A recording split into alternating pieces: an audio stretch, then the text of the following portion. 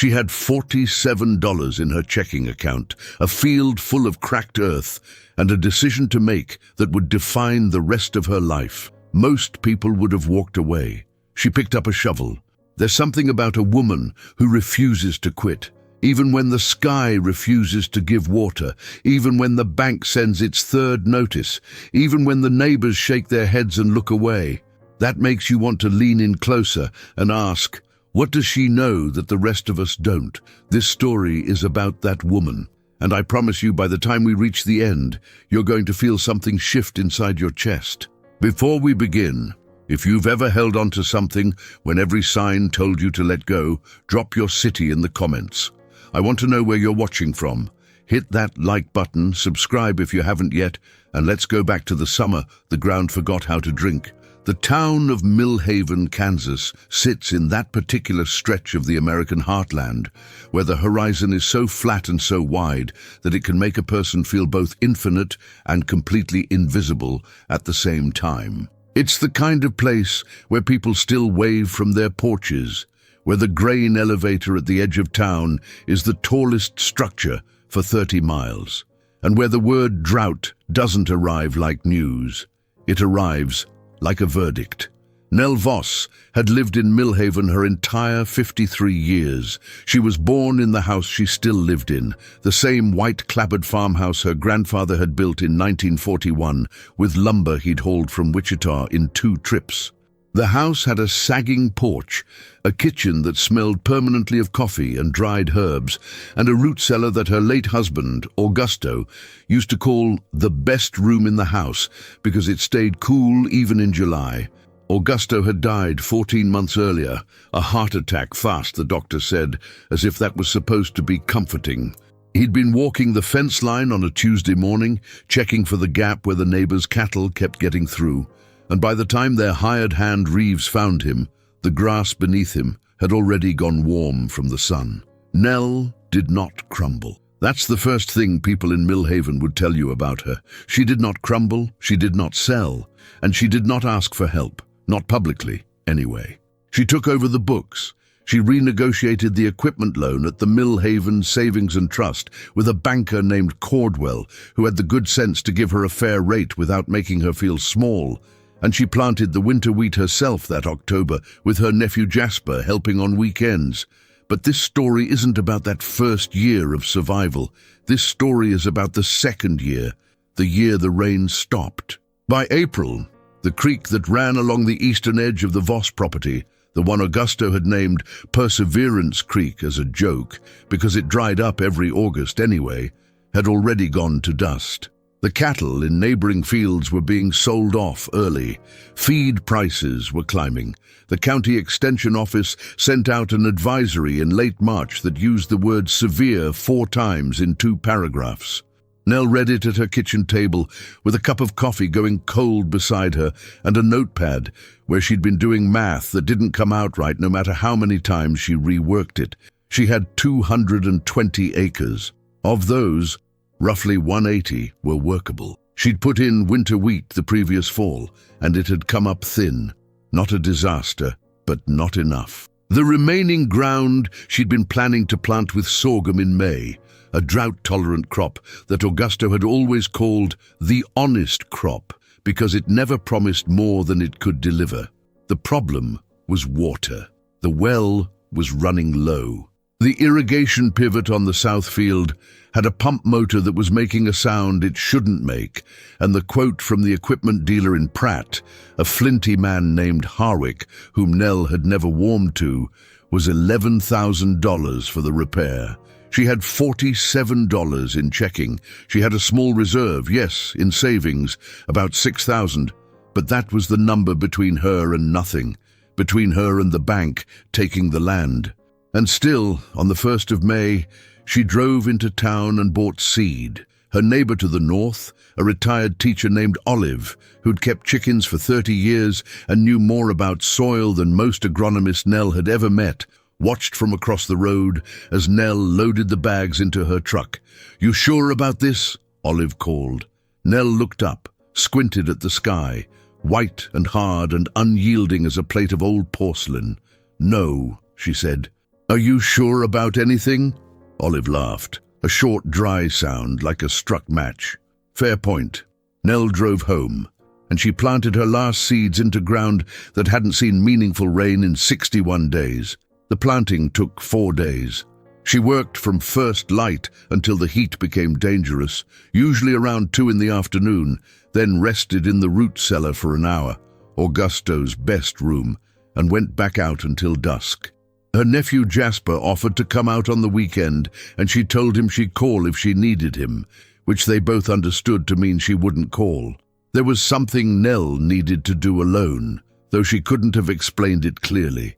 It had to do with the ground, with her hands in it, with the particular silence of the field at 6 in the morning, when the only sound is the soft resistance of soil and the distant complaint of a meadowlark. The county extension agent, a young man named Birch, who couldn't have been more than 30 and still had the eager eyes of someone who believed problems were meant to be solved, came by on the second day. He parked his white truck at the edge of the field and walked out to where she was working. "Mrs. Voss," he said. He always called her Mrs. Voss, even though she'd told him twice that Nell was fine. "You're aware the moisture forecast through June is—" "I read the advisory," she said without stopping. Birch stood there a moment, hands in his pockets, watching her work the planter down the row. He was a decent young man. She didn't blame him for what he was about to say. "The county's got a buyback program," he said carefully, "for seed stock. If you decide not to plant or to pull back acreage, I know about the program. It's a reasonable option. A lot of folks are taking it." Nell stopped the planter, straightened up, looked at Birch directly, the way she looked at things she wanted to understand fully. "My grandfather planted this field in 1946, she said. "Worst drought in 20 years. You know what the county extension man told him?" Birch shook his head. "To sell." She picked up the planter again. "He didn't." Birch nodded slowly, and had enough grace not to say anything else. He tipped his hat, an actual gesture, she noted, which she respected, and walked back to his truck. She watched him go, and felt something settle in her chest. Not defiance exactly. Something quieter. Something that had the weight of a decision fully made. That evening she sat on the porch after dark and called her daughter Sable, who lived in Denver and worked in hospital administration, and worried about Nell in the particular way that adult children worry, at a distance, with guilt folded into it. "Mum, how are you actually doing?" "I'm fine, sweetheart. Did Birch come by today?" "How do you know about Birch?" A pause. "Jasper told me." Nell closed her eyes. Her family was a well-functioning intelligence network. She'd give them that. "I planted," she said. The silence on the other end had texture. It was the silence of a daughter doing math, the same math Nell had done at the kitchen table, arriving at the same uncomfortable sum. "Mom?" "I planted, Sable. It's done." Another beat of silence. Then, quietly, "Okay." That one word held about 14 different things inside it, and Nell received all of them. She stayed on the porch after they hung up, listening to the dry wind come across the field, moving through the young rows of seed like it was reading them. The sky to the west was the color of an old bruise. No clouds, no promise. She went inside and went to bed. By the 3rd week of May, the sorghum was up. Barely, tentatively, in the way that seedlings emerge when the soil is too dry, like something apologizing for its own existence. Nell walked the rows every morning. She knew each section the way you know a road you've driven 10,000 times, not by looking, but by feel. She could tell by the color of the soil at 6 inches where moisture remained and where it was already gone. There was a pocket of ground in the northwest corner of the south field, about 30 acres, that had always retained moisture longer than the rest. Something about the slight depression in the land, the way it cupped. Augusto had called it the bowl, and he'd always planted it last, let it tell him what it wanted to grow. The bowl was doing better than everything else. The seedlings there were upright, their color true. Nell spent extra time in that section, crouching down, reading the ground the way her grandfather had taught her father and her father had taught her. It was in the bowl, on a Wednesday morning, that she encountered her neighbor to the south for the first time in 4 months. Levon Marsh was 64 years old, had farmed his family's land since he was 19, and had a reputation in Millhaven for being simultaneously the most knowledgeable and most difficult man in the county.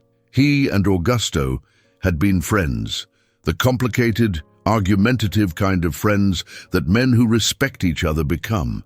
Since Augusto's death, Levon had kept his distance in the way that some men do when they don't know how to speak to grief. He appeared at the fence line that morning with his hat in his hands and a look on his face that Nell recognized as the opening position of a man who has rehearsed what he's about to say several times. "Nell, Levon, your sorghum's coming up. Some of it." He looked out across the field. The silence between them had the particular quality of two people who have known each other long enough that silence is a form of conversation.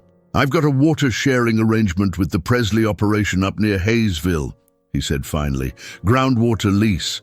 They've got capacity they're not using this season." Nell looked at him. He kept his eyes on the field. "I could add your acreage to the arrangement," he said. "Split the cost 3 ways. It wouldn't be cheap, but it'd be better than—" He stopped, started again. "The pivot motor on your south field. Harwick quoted you 11,000. I know a man in Pratt who can do it for 6.5. Used parts, but good ones. His name's Elias. I can make the call." Nell was quiet for a long moment. "Why?" she asked. Levon finally looked at her. His eyes were a specific shade of grey-blue that she'd always associated with Kansas sky in October, clear, a little tired, honest. "Because Augusto would have done it for me," he said, "and I owe him one." Nell looked back at the bowl, at the young plants standing up straight in the dry morning air. "Make the call," she said. Levon nodded once, put his hat back on, turned to go. "Levon?" He stopped. "Thank you." He lifted one hand in the kind of acknowledgement that substitutes for the things men in the heartland don't quite know how to say, and walked back toward his own land. Nell stood in the bowl for a long time after he left, feeling the particular sensation of a wall coming down inside her. Not the wall she'd built to survive, which she still needed, but a smaller one. The one that had been keeping out help. June arrived and the drought did not break.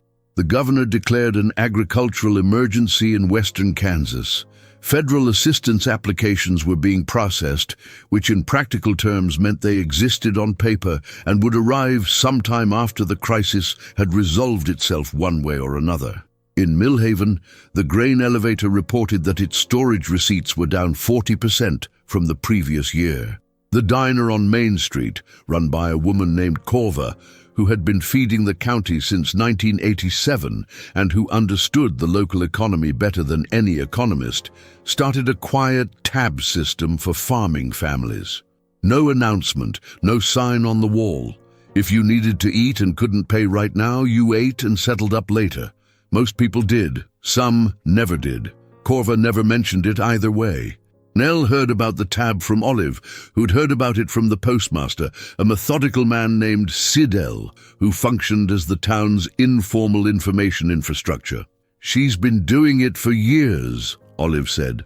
They were sitting on Olive's porch in the early evening, sharing a pitcher of iced tea. "People just don't talk about it." "That's the Millhaven way," Nell said. "It's the good part of the Millhaven way," Olive corrected. The pivot motor was replaced in the second week of June. Elias drove up from Pratt in a truck full of equipment and worked for 2 days straight with the help of a young man he'd brought along named Crockett, who was 22 and moved with the kind of focused efficiency that Nell associated with people who'd learned to work hard early and hadn't forgotten it. The water-sharing arrangement with the Presley operation came online on June 15th. It wasn't a flood. It wasn't salvation. It was enough to keep the sorghum alive, enough to hold the line while the sky continued its refusal. Nell managed the irrigation with the precision of a surgeon. She had a notebook, a green composition book that had been Augusto's, that still had his handwriting in the first few pages, equipment notes from 3 seasons ago, in which she tracked soil moisture readings, irrigation schedules, and weather projections with a kind of obsessive care that was also, she recognized, a form of prayer, Her son-in-law Greer, who lived in Denver with Sable and worked in technology and was a good man who understood almost nothing about farming, called in late June and offered to wire her money. "I appreciate it," Nell said. "Is that a yes?" She thought about the 6,000 in savings, the pump repair, the water arrangement, the math. "Not yet," she said, "but I'll tell you if that changes." Greer, to his credit, simply said, "Okay, the offer stands." He didn't push. She'd always liked him for exactly this quality, the ability to offer without requiring gratitude. That same week, something happened that Nell hadn't anticipated. A woman appeared at her door on a Thursday afternoon. She was perhaps 40, with a sun-worn face and careful eyes, driving a truck with an Oklahoma plate. Her name was Dessa. "I heard you were farming through the drought," Dessa said. "I hope it's not strange that I came by. I'm a journalist. I'm doing a piece on small farmers in the emergency zone." Nell looked at her for a moment, looked at the recorder in her hand. "You want to write about me?" Nell said. "If you're willing." "Why me specifically?" Dessa considered this with what seemed like genuine respect for the question. "Because everyone I talk to says the same name," she said. "When I ask who's still planting, who's still working, they say Nell Voss." Nell was quiet for a moment. "Come in," she said finally. "I'll make coffee." The article Dessa wrote ran in a regional agricultural journal and then was picked up by a national publication that covered rural America with more seriousness than most. Nell didn't read it immediately. Dessa had sent her a copy, a digital link, which Nell had to ask Sable to help her access, but it sat in her email for a week before she opened it. When she did, she sat at the kitchen table for a long time afterward. Dessa had written about the drought, about the emergency zone, about the federal assistance applications sitting in queues, but she'd also written about something Nell hadn't expected to see rendered in words, the particular kind of knowledge that accumulates in a body after 50 years of watching land. The way Nell read soil, the way she made decisions based on information that had no formal name. "She doesn't talk about resilience," Dessa had written. "She talks about soil moisture and root depth, and the way a particular field corner has always held water better than the rest. She talks about specifics." I think that's the whole story, actually. Not the widowhood, not the drought, not the financial pressure, though all of those things are real and present. The story is that she has never confused what she knows with what she feels. And out here this summer, that distinction might be the only thing between her and losing everything. Nell read that paragraph 3 times. She thought about Augusto, not in grief exactly, but in the specific way she thought about him when something happened that she needed to tell him. A reflex that hadn't gone away, and she'd decided she didn't want to go away. "I made the paper," she thought at him. Sort of. She could hear his laugh, the particular shape of it, quick, low, always a little surprised, as if the world kept delighting him against his better judgment. The article generated something Nell hadn't anticipated.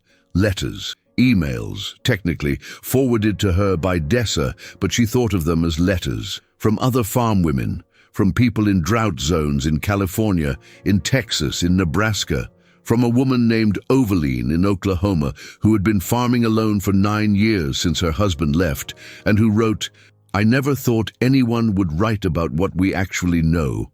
Thank you for letting her." Nell read that one several times too.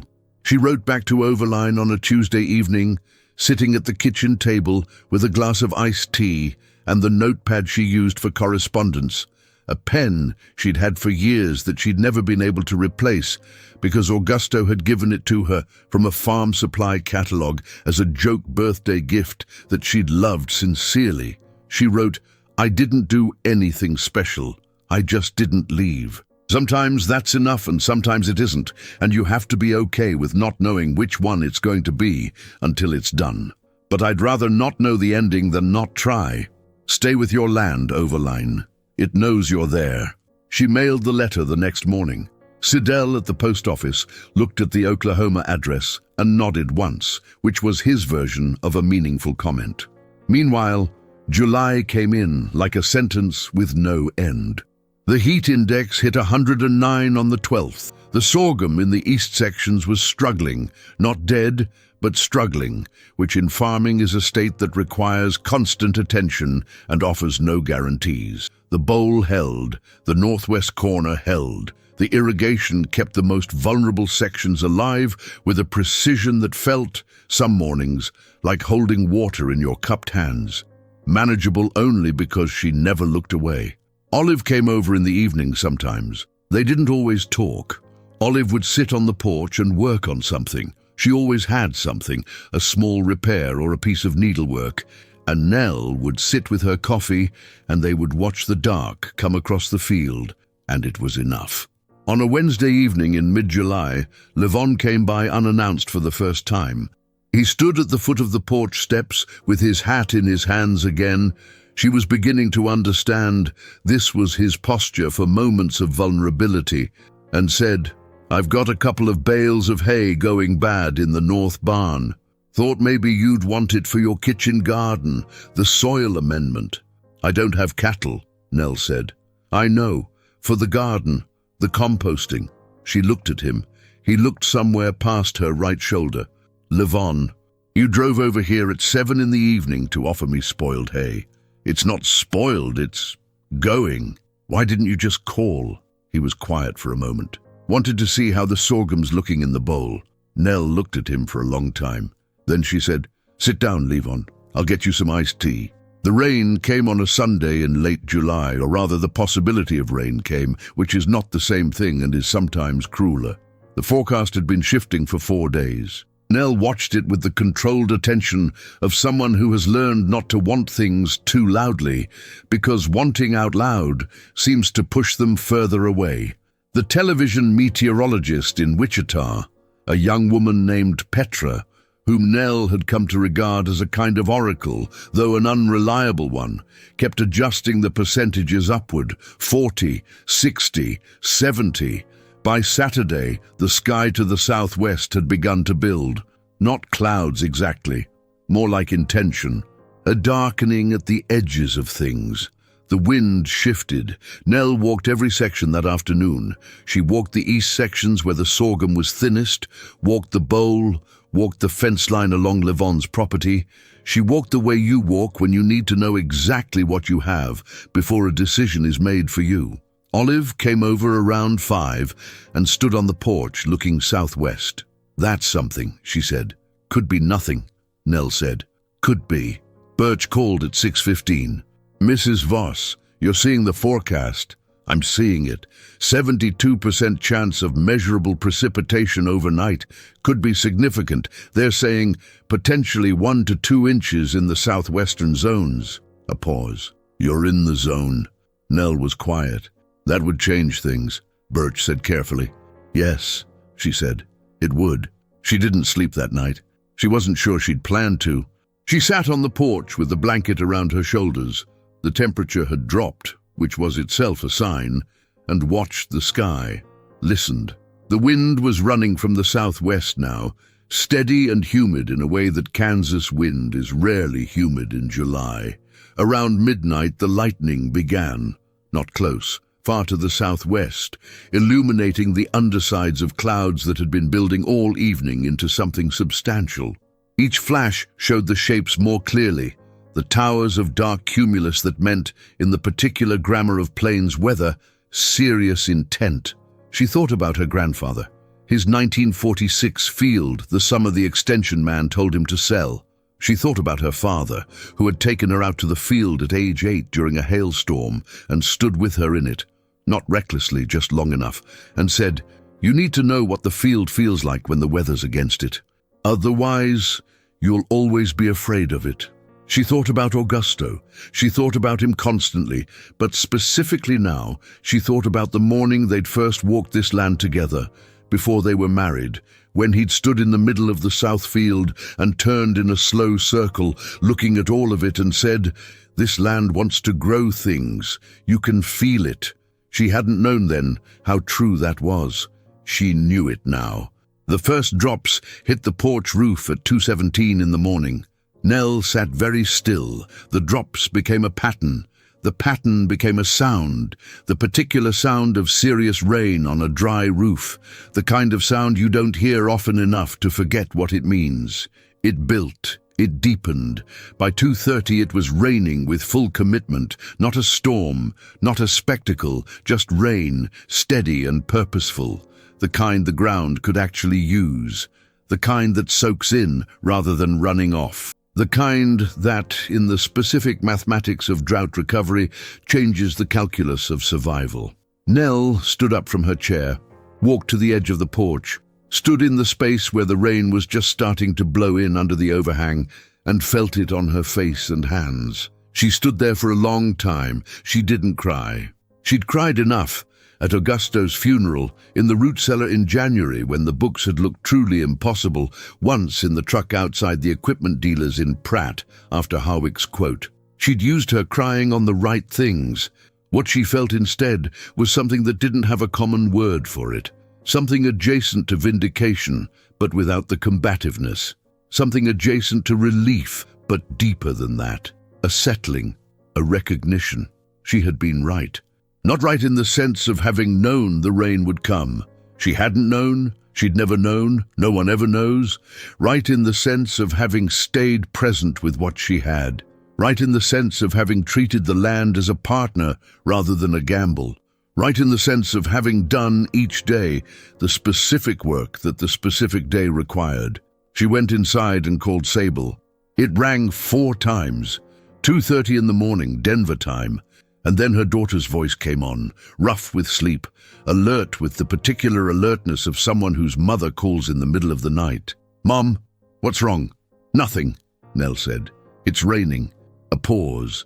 She could hear the shift, the recalibration, on the other end. "How much?" "Still coming down. Good rain, slow and steady." Another pause. When Sable spoke again, her voice was different, softer. "Oh, Mum, it's going to be okay," Nell said, and she meant it in a way that wasn't optimism and wasn't certainty. It was something more durable than either. It was the statement of someone who had done the work and could meet whatever the outcome was without flinching. "Go stand in it," Sable said. "I already did."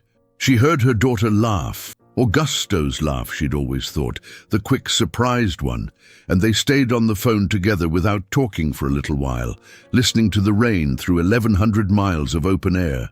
By morning, the rain gauge at the edge of the driveway read 1.8 inches. Nell walked the field at 7 in boots, in the beautiful impracticality of wet soil after drought.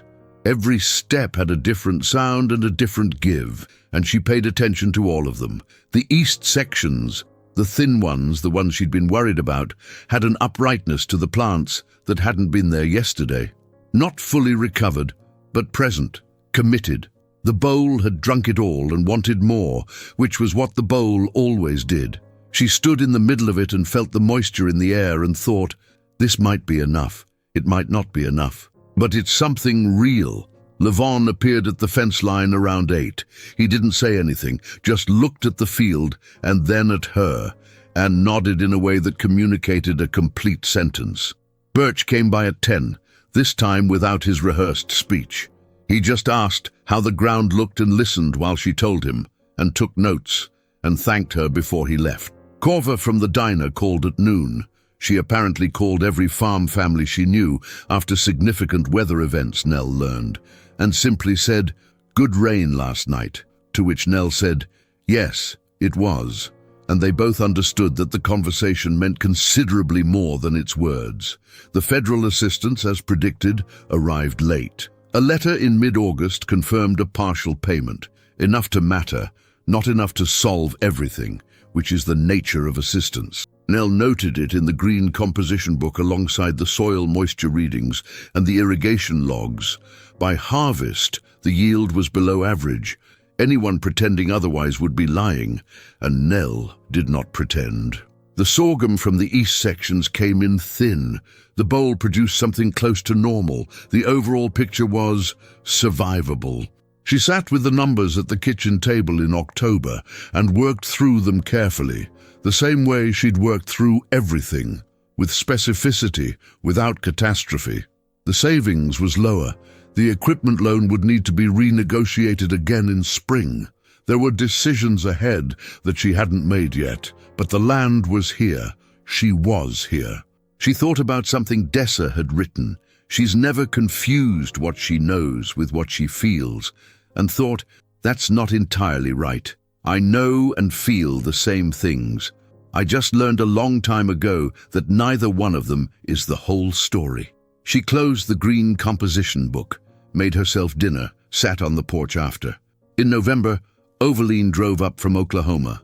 She'd written to say she was passing through, heading to see family in Omaha. A long drive, would it be too much trouble? And Nell had written back that it was no trouble at all. She had a guest room and a full pot of coffee and a root cellar that stayed 60 degrees even in November, which was Augusto's best room and had always been better than any hotel. Overline was a small woman, deeply weathered, with the kind of eyes that don't look away from things. She arrived on a Thursday afternoon, and they spent the first 20 minutes in the way that people who have been corresponding by letter sometimes spend the first meeting, recalibrating the person to match the words, finding the places where they fit and the places where they're different from what you imagined. They were more alike than different. They walked the field on Friday morning, which was cold and grey and fully autumnal in the way that the plains are fully autumnal, without reservation, without the hedging of more temperate climates. "This is the bowl?" Overline asked, stopping at the northwest corner of the south field. "That's it." Overline crouched down, picked up a handful of soil, turned it in her fingers with the unself-conscious expertise of someone for whom this is the most natural gesture in the world. "Good soil," she said. "Deep. It's always been the strong part," Nell said. Overline stood, brushed her hand off on her pants, looked around at the field, the flat horizon, the grain elevator visible at the edge of Millhaven to the north. "In the article," Overline said, "she wrote that you never confused what you know with what you feel." "I thought about that line," Nell said. "I'm not sure it's entirely true." "What do you mean?" Nell looked at the field for a moment, at the stripped stalks, the turned earth, the whole honest apparatus of a year's work laid bare in November. "When I know this soil," she said, "I feel it. When I feel this land, I know it. I'm not sure they're separate." She paused. "I think she was trying to say that I don't let the feeling panic me. That's probably more accurate." Overline nodded slowly. "My husband used to say that farming is just choosing to believe in spring while you're standing in winter." Nell considered this. "Augusto would have liked that," she said. They stood in the bowl for a while longer. The wind moved through the empty rows with a particular sound, a different sound than it made in the growing season, quieter, more spacious, a resting sound. That evening, they sat at the kitchen table after dinner, and Overline asked about the green composition book, and Nell showed her the entries from the season, the moisture readings, the irrigation notes, the math that had been reworked so many times.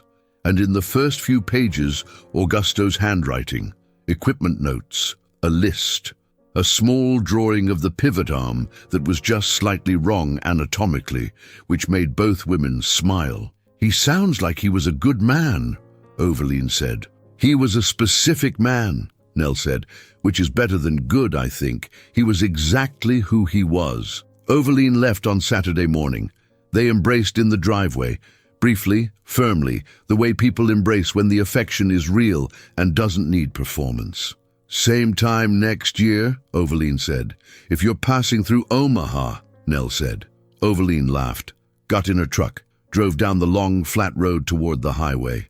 Nell watched her go, then turned and looked at the field, the whole empty, patient expanse of it, the soil resting, holding what the rain had left, waiting. She thought, next spring, and meant it. There's a thing that happens when you watch a person stay.